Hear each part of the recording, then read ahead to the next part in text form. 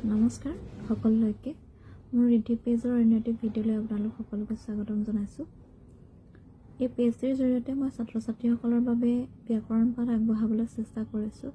আজি কিছুদিনৰ আগৰে পৰা মই পদসমূহৰ বিষয়ে কৈ আছোঁ আৰু এতিয়ালৈকে বিশেষ্য পদৰ ভাগসমূহৰ বিষয়ে দি আছোঁ।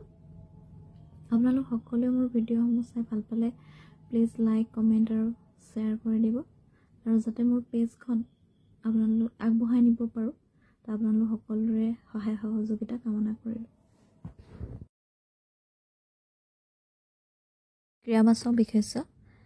ক্ৰিয়া বা কোনো কামৰ নাম বুজোৱা বিশেষ্য পদক ক্ৰিয়াবাচক বিশেষ্য বোলে।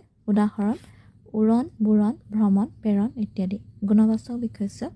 বিশেষ্য পদৰ গুণ, দোষ, স্বভাৱ আদি বুজোৱা বিশেষ্য পদক গুণবাচক বিশেষ্য বোলে।